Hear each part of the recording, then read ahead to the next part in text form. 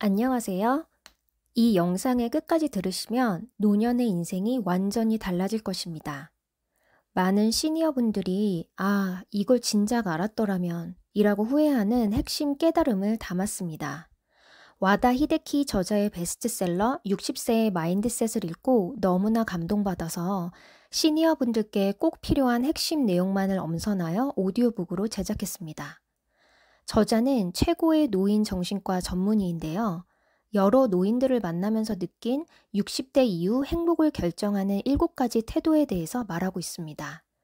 이 책의 지혜가 여러분의 남은 인생을 더욱 풍요롭고 의미 있게 만들어드렸으면 좋겠습니다. 내용 시작하기 전에 구독, 좋아요, 알림 설정 부탁드릴게요. 지금 시작합니다. 안녕하세요. 저는 올해 63세가 된 평범한 사람입니다. 돌이켜보니 지난 60여 년의 삶에서 가장 아쉬운 것은 가난도 실패도 아니었습니다. 바로 이 7가지 중요한 태도를 너무 늦게 깨달았다는 것이었습니다. 이제 60세는 남은 인생을 행복하게 보낼 것인지 불행하게 보낼 것인지를 결정하는 인생의 전환점입니다. 모두가 빈손으로 왔다가 빈손으로 가는 인생이지만 오직 한 번뿐인 당신의 인생을 어떻게 마무리할지는 선택의 문제입니다. 아이일 때 학교를 다니며 어른이 될 준비를 하듯이 멋진 노인이 되기 위해서 우리는 지금 중년부터 차근차근 준비를 해야 합니다. 참고 억누르기만 했던 삶에서 벗어나 오로지 나 자신의 건강과 행복을 위해 도전하고 즐기는 삶을 거침없이 살아가야 합니다. 주변 눈치만 보며 매일 똑같이 시간을 흘려보내기에는 남은 인생이 너무 아깝습니다. 이제라도 전혀 다른 인생을 사세요. 인생 최고의 순간은 아직 오지 않았습니다. 늙어서 행복해야 진짜 성공한 삶입니다. 지금이 바로 당신 인생의 전환점입니다. 지금 60세에 무엇보다 필요한 것은 마인드 리셋입니다. 50대까지의 바쁜 마음가짐을 내려놓고 새로운 마인드셋을 가져야 합니다. 나이가 들었다는 것은 그만큼 자유로워도 된다는 뜻이고 마음가짐을 바꾸면 생활 방식이 달라지기 때문입니다. 나아가 세상도 다르게 보입니다. 세상을 보는 눈이 달라지면 남은 인생은 분명 더 알차고 행복해질 것입니다. 그러다 70대에 들어서면 더욱 자유를 누리면 됩니다. 그것이 뒤에 이어질 80대, 90대까지 마음 편하고 즐겁게 사는 비결입니다. 사회생활 면에서도 마찬가지입니다. 집에 틀어박혀 책이나 신문만 읽지 말고 밖으로 나가세요. 동년배들을 만나 대화하고 의견을 나누어 보세요. 모여서 영화나 연극을 본 후 감상을 나누는 것은 어떤가요? 적극적인 사회활동으로 뇌를 자극하면 젊음을 유지할 수 있습니다.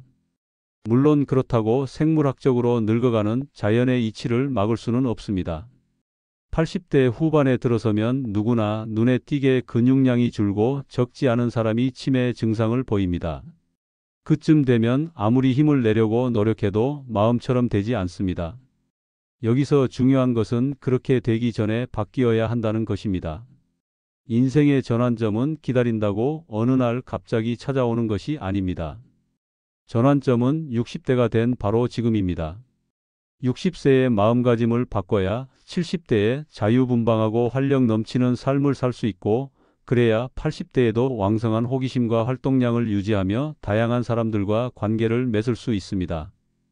즉, 정년 후인 60대를 어떻게 보내는지가 남은 인생의 전부를 좌우하는 것입니다. 행복하게 삶을 마무리하는 방법. 우리는 나의 체형, 성격, 사고방식, 생활환경, 직업, 가족 구성 등 모든 면에서 서로 다른 삶을 살아갑니다. 하지만 모든 사람에게는 한 가지 공통점이 있습니다. 바로 언젠가 죽는다는 것입니다. 죽지 않는 사람은 없다는 이 사실만은 단언할 수 있습니다. 다만 죽음에 이르는 길은 두 갈래로 나뉩니다. 하나는 행복하고 즐거운 길입니다. 생애의 마지막 순간에 한 평생 만족스럽게 잘 살았다라고 웃으며 죽음을 맞이하는 길입니다. 다른 하나는 미련 가득한 길입니다. 과거에 했던 선택을 후회하고 삶이 끝나는 것을 안타까워하며 한탄 속에 눈을 감는 길입니다. 당신이라면 둘 중 어느 길을 택하겠습니까? 답은 굳이 들을 필요도 없습니다. 마지막 순간에 만족스럽게 생을 마감하려면 어떻게 해야 할지 생각을 거듭해도 답은 하나뿐입니다. 늙어가는 현실을 받아들이고 지금 할 수 있는 일을 소중히 여기는 마음가짐을 갖는 것입니다. 결국 행복한 말년과 괴로운 말년을 나누는 기준은 마음이기 때문입니다. 행복이란 어디까지나 주관적인 개념입니다. 스스로의 생각에 따라서 충분히 바뀔 수 있습니다. 누군가는 늙어가는 처지를 한탄하며 생활의 제약이 점점 늘어나고 할 수 있는 일이 줄어든다고 한숨만 내쉽니다. 반면 다른 이는 늙어가는 현실을 긍정적으로 받아들이고 아직도 혼자 힘으로 할 수 있는 일이 많다며 활기차게 살아갑니다. 둘 중 누가 더 행복할까요? 당연한 말이지만 지금까지 쌓아온 나의 임상 경험에 비춰 보아도 후자가 훨씬 행복해 보였습니다. 또한 이런 사람들은 대부분 당사자뿐만 아니라 가족과 주변 사람들에게도 긍정 에너지를 전파하고 있었습니다. 현재 65세 이상을 고령자, 75세 이상을 후기 고령자로 규정하고 있습니다. 고령자라는 단어를 볼 때마다 드는 생각이지만 단순히 나이를 기준으로 사람을 딱 잘라 나누는 듯한 어감이 왠지 언짢고 부정적으로 느껴집니다. 그들도 지금까지 최선을 다해 열심히 살아온 사람들일 텐데 말입니다. 그래서 밝고 희망찬 새 표현을 제안하고자 합니다. 고령자에서 나이가 많음을 뜻하는 고자를 행복을 의미하는 행자로 바꿔보면 어떨까요? 글자 하나만 바꾸었을 뿐인데 나이가 많은 사람이 아니라 행복한 나이에 이른 사람이라는 뜻이 됩니다. 65세가 넘어도 즐거운 일상을 보내며 매일 행복하다고 느끼는 사람을 고령자라는 딱딱하고 건조한 표현 대신 행복한 고령자라고 부르면 어떨까요? 한 단어만 더했을 뿐인데 왠지 모르게 따뜻하고 노년에 대한 희망도 느껴지지 않나요? 행복한 노년을 보내고 인생을 잘 마무리하고 싶다면 참고 또 참는 나이만 많은 그냥 고령자가 아니라 행복한 고령자가 되어야 합니다. 행복한 고령자가 되기 위해서는 60세부터 본격적인 준비가 필요합니다. 마음을 바꾸면 운명까지 달라집니다. 앞서 말한 것처럼 행복한 고령자가 되려면 우선 마인드를 리셋해야 합니다. 나는 젊은 시절부터 30년 동안 의료 현장에 몸담아 오며 6,000명 이상의 고령자들을 만났고 그들의 삶을 지켜보며 무엇이 행복과 불행을 결정짓는지 직접 보고 배웠습니다. 그 과정에서 깨달은 바를 아래의 마인드셋 7계명으로 간단히 정리해 보았습니다. 첫째, 이기고 지는 일에 연연하지 말자. 둘째, 해보기 전에 미리 판단하지 말자. 셋째, 틀에 박힌 생각에서 벗어나자. 넷째, 지금 이 순간을 즐기자. 다섯째, 남과 비교하지 말자. 여섯째, 답은 스스로 찾자. 일곱째, 남의 시선을 신경 쓰지 말자. 혹시 다음과 같은 말을 들어본 적이 있나요? 마음이 바뀌면 행동이 바뀌고 행동이 바뀌면 습관이 바뀌며 습관이 바뀌면 인격이 바뀌고 인격이 바뀌면 운명이 바뀐다. 지극히 당연한 말입니다. 마음가짐을 달리하면 당신의 행동이 바뀌고 이어 습관이 바뀌고 결국 당신의 운명까지 달라질 것입니다. 이 말을 가슴에 새기고 지금부터 행복한 노년을 위한 마인드 계명의 구체적인 실천법을 하나씩 들여다보겠습니다. 삶의 끝에 후회하지 않으려면, 행복하게 늙어가며 보람찬 노후를 보내고 싶다면 우선 마음가짐부터 뜯어 고쳐야 합니다. 앞에서 강조했듯이 마인드 리셋이 필요합니다.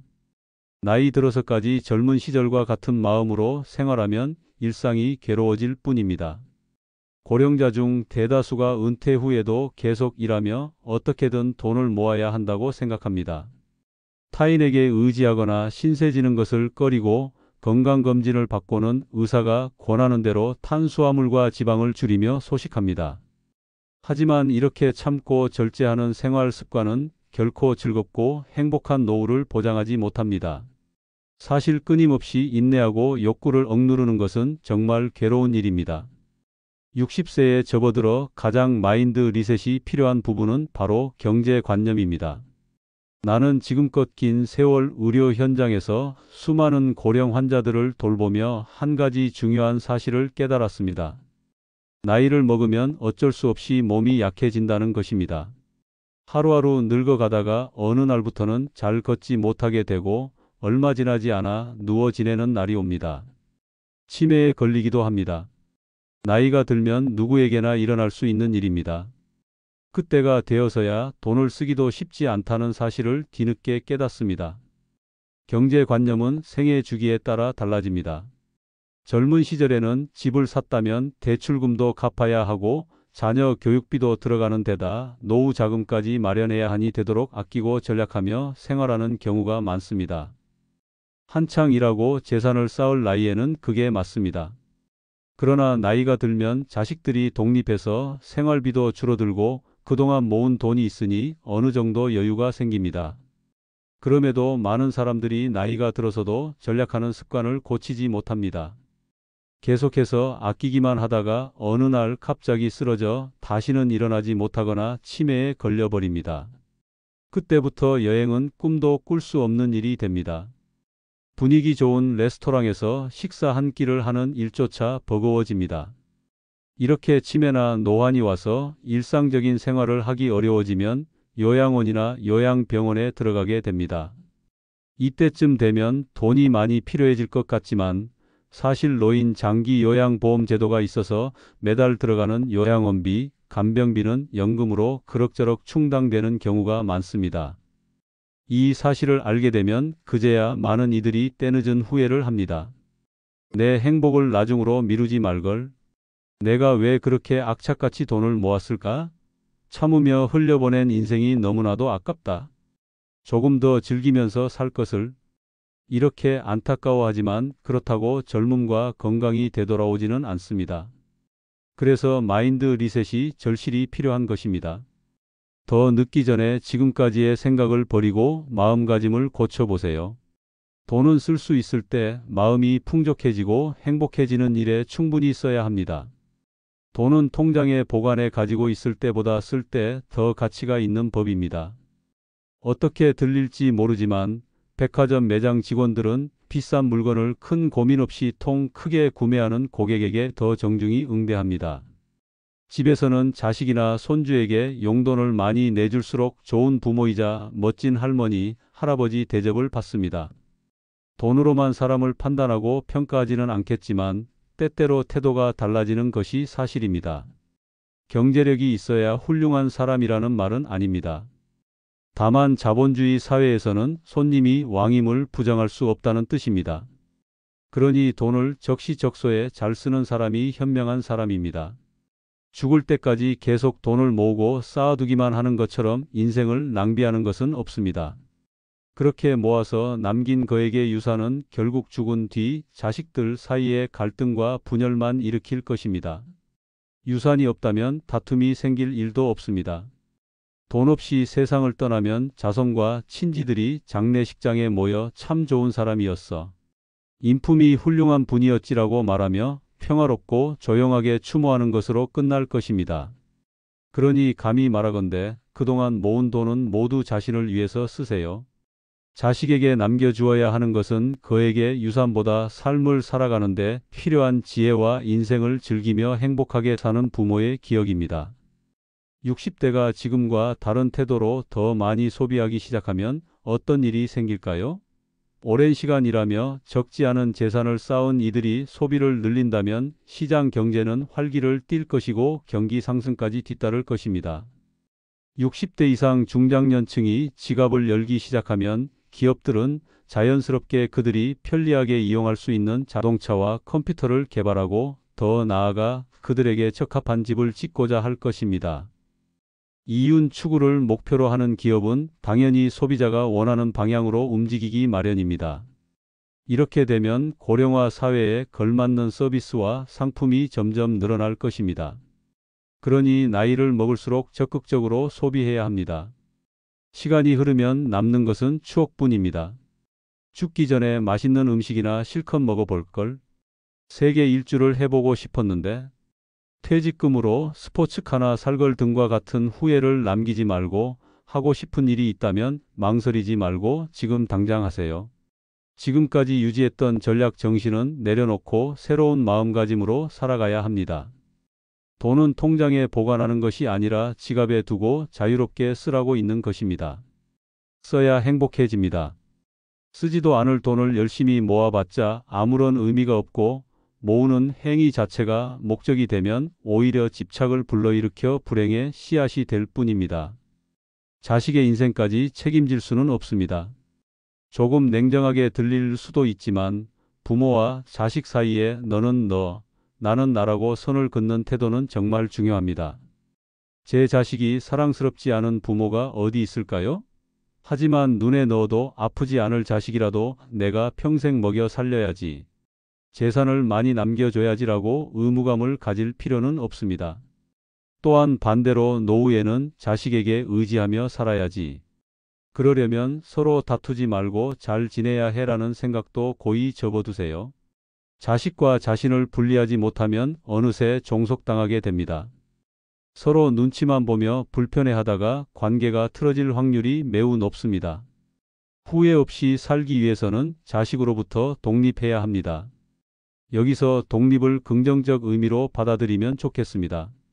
부모는 자식에게서 독립해 오로지 본인의 행복만 추구하며 살아가야 합니다. 적당히 선을 긋고 당신의 재산과 시간은 오로지 당신의 행복을 위해 써야 합니다. 자식이 일자리를 구하지 못해서 생활이 불안정하거나 우울증을 앓고 정신적으로 힘들다고 해도 절대 부모가 문제를 해결해 주지는 못한다는 사실을 기억하세요. 또한 그럴 필요도 없습니다. 이럴 땐 기본적으로 사회복지제도의 도움을 받아야 합니다. 오랜 세월 성실히 세금을 내지 않았나요? 그 세금으로 사회는 안전망을 구축해 놓았습니다. 그러니 집안 사정이라며 자식을 위해 무리하게 희생할 필요는 없는 것입니다. 안타까워하며 마음을 쓰는 것과 실제로 문제를 해결해 주는 것은 별개의 일입니다. 나 몰라라 하며 자식에게 쓰는 마음까지 걷어들이라는 것이 아닙니다. 대신 해결해 주려는 자세를 바꾸라는 것입니다. 당신이 마음가짐을 바꿔야 결과적으로 자식을 자립하도록 이끌 수 있고 훗날 나이든 자식이 늙고 병든 당신을 돌보며 함께 불행해지는 일을 막을 수 있습니다. 나이가 들면 병과 함께 살아갑니다. 오랜 세월 노인 의료 현장에 몸담아온 의사로서 60세에 반드시 마인드 리셋이 필요하다고 생각하는 분야를 꼽으라면 단연 질병과 건강입니다. 건강 문제에 관해서라면 한국인들은 지나치게 착실합니다. 건강검진을 받고 조금이라도 이상이 있다는 의사 소견을 들으면 어떻게든 정상 범위 내로 돌려놓으려 합니다. 작은 증상이라도 발견되면 무조건 바로 치료받아야 한다는 생각부터 합니다. 대부분의 사람들은 나이가 들면 어쩔 수 없이 혈압이 높아지고 혈당과 콜레스테롤 수치가 올라갑니다. 건강검진 결과 이상이 나타나는 횟수도 점점 늘고 철마다 자잘한 질병을 앓고 지나갑니다. 이런 현상은 자연의 이치입니다. 당연한 일로 받아들이고 과도하게 반응하지 않고 몸의 변화에 현명하게 대응해 나가는 것이 좋습니다. 60대부터 병을 자신의 일부로 받아들이고 살아가는 공존의식이 무엇보다 필요합니다. 주변을 둘러보면 각종 건강 문제를 없애기 위해 지속적으로 약을 처방받아 먹는 사람이 있습니다. 그러나 그랬다간 오히려 부작용으로 권태감에 빠지거나 종일 머리가 멍한 브레인 포그 현상을 겪을 수도 있음을 명심하세요. 각종 수치나 건강검진에 집착할 필요 없이 몸 상태를 잘 살피면서 더 나빠지지 않도록 관리하는 것만 해도 충분합니다. 나이가 들수록 무엇보다 그날그날의 컨디션에 따라 적절히 대응한다는 마음가짐을 가져야 합니다. 나이가 들면 누구나 한두 가지 병이나 증상을 안고 사는 것이 당연합니다. 그러니 심각한 병이 아니면 약을 한 움큼씩 먹어가며 고치려고 애를 쓸 필요가 없습니다. 검사 결과에 일희일비하지 말고 지금 몸 상태가 괜찮은지, 생활에 큰 불편함이 없는지 먼저 생각해 보는 것이 현명합니다. 약은 통증이 심하고 괴로워지는 그때 복용하면 됩니다. 건강을 유지하겠다고 미리 이런저런 약을 몽땅 처방받아 남용하다가는 오히려 몸 상태가 악화되고 인지 기능까지 떨어지는 다약제 복용에 빠질 수 있습니다. 다약제 복용이란 5에서 10종류 이상의 약을 장기간 복용하는 것을 뜻하는 말로 오늘날 고령화 시대의 문제로 대두되고 있습니다. 고령자들이 나이를 먹을수록 여러 약을 챙기다 보니 이런 부작용이 생기는 것입니다. 질병과 건강에 대한 마음가짐을 바꿔야 합니다. 병과 함께 살아간다는 사실을 받아들이고 그날그날 컨디션에 따라 적절히 대처하세요. 한결 마음이 편안해질 것입니다. 나이 먹고 뒤늦게 후회하는 6가지. 지금까지 고령의 환자들을 만나면서 깨달은 사실이 한 가지 있습니다. 노년에 들어서 과거의 삶을 후회하는 사람이 생각보다 많다는 것입니다. 다시 젊어질 수 있다면 다르게 살 것이다라는 이들도 여럿 있었습니다. 사람들이 나이 들어 후회하는 것은 대부분 아래 6가지로 나뉩니다. 좋아하는 일을 많이 하지 못했다. 다양한 경험을 해보지 못했다. 개성을 억누르며 남에게 맞추려고 했다. 주변에 적극적으로 생각을 표현하지 못했다. 돈 걱정만 하며 살았다.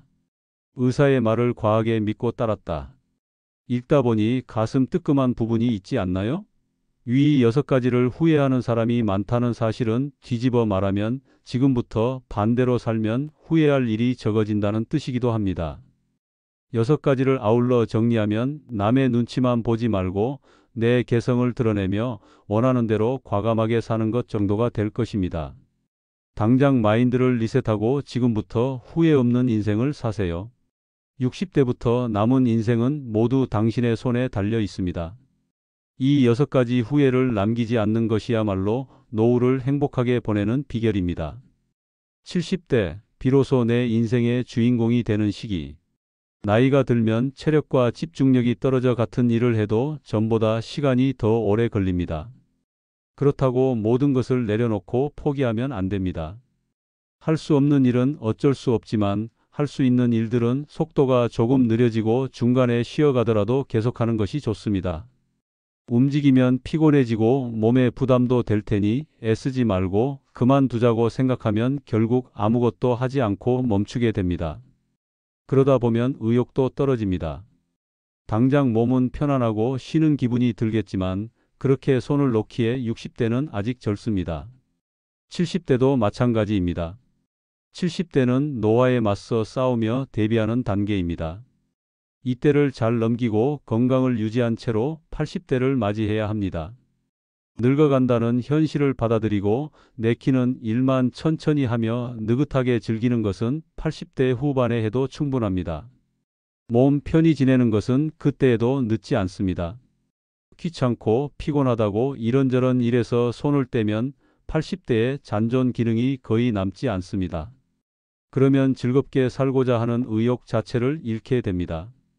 독서나 정원 가꾸기처럼 가벼운 취미도 10년 이상 멀리하면 다시 시작하기 어려워지는 법입니다. 행복하고 즐겁게 사는 80대를 보면 대부분 혼자서도 할 수 있는 나만의 세계가 있습니다. 일상 속에 오랜 취미나 소중하게 여기는 시간이 있습니다. 외출하거나 사람 만나는 일도 꺼리지 않습니다. 그렇다고 정신없이 돌아다니는 것은 아닙니다. 그들의 하루는 여유롭고 느긋하게 흘러갑니다. 그러니 60에서 70대부터 언제든지 즐길 수 있는 취미와 나만의 세계를 넓고 탄탄하게 마련해 두어야 합니다. 공연 관람, 전시회 감상, 바둑이나 장기 두기, 시 쓰기 등 무엇이든 좋습니다. 60대에 생긴 취미는 평생 취미가 되는 경우가 많습니다. 늙어가는 것이 슬픈 일만은 아닙니다. 한 해 한 해 나이 먹는 것은 나만의 세상을 만들고 나에게 잘 어울리는 것을 찾아가는 과정이기도 합니다. 나이 들어서 비로소 진짜 의미로 인생의 주인공이 되는 사람들도 있습니다. 성공과 명예가 아닌 진짜 내가 되는 일입니다. 이 사실을 깨달으면 당신도 누군가의 동경을 받는 멋진 70대가 될 것입니다. 죽음을 앞둔 사람들이 후회하는 5가지. 호스피스 병동에서 천여 명의 환자를 돌본 한 간호사가 말하길 죽음을 앞둔 환자들은 대부분 5가지를 끔찍하게 후회한다고 합니다. 첫 번째로 사람들은 원하는 삶을 살지 않은 것을 후회했습니다. 생각보다 많은 사람이 자기가 아니라 남을 위해 삽니다. 주변 사람의 기대를 충족시켜 그들을 웃게 만들려고 인생을 낭비하는 것입니다. 지금 행복하게 살고 있는지 우리 자신에게 더 자주 물어야 합니다. 아침에 점심시간을 고대하고 점심시간이 끝나면 퇴근을 고대하고 퇴근 후에는 주말을 고대하고 주말에는 여름 휴가를 고대하고 여름 휴가 때는 은퇴를 고대하며 삽니다. 그리고 은퇴 후에는 살면서 고대만 했을 뿐 아무런 기쁨도 누리지 못했음을 깨닫게 됩니다. 두 번째로 사람들은 일을 너무 열심히 한 것도 후회했습니다. 일하느라 바빠서 가족과 시간을 보내지 못했다는 사람들이 많았습니다. 사회적 성공을 거뒀으니 겉은 화려할지 모르지만 그들의 속은 공허했습니다. 여유로운 휴식이나 여행 등 자신이 하고 싶었던 것들을 하고 자신을 위한 시간을 가지며 살아가시길 바랍니다. 세 번째로 감정을 표현하지 않았던 것을 후회했습니다.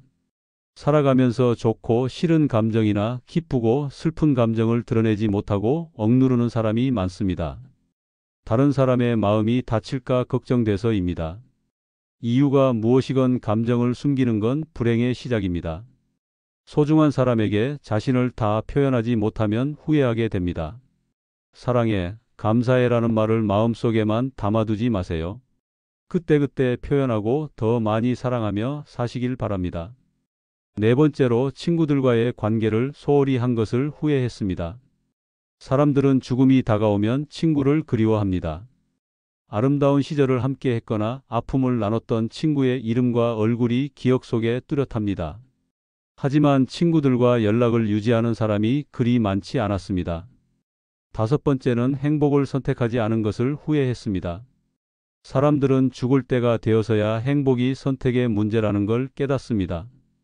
행복하게 할 사람을 만나고 행복한 일을 하고 행복한 태도를 골라서 선택해야 내가 행복해진다는 것을 기억해야 합니다. 특히 건강을 더 소중하게 관리해야 합니다. 지금 자신에게 주어진 익숙한 것들에 대해 더 감사할 수 있는 마음의 근육을 기르고 습관을 길러야 합니다. 살면서 절대 놓쳐서는 안 될 가장 중요한 단어가 두 가지 있습니다. 바로 여기와 지금입니다. 여러분의 남은 인생이 진정으로 행복하고 의미 있는 시간이 되기를 진심으로 바랍니다. 감사합니다.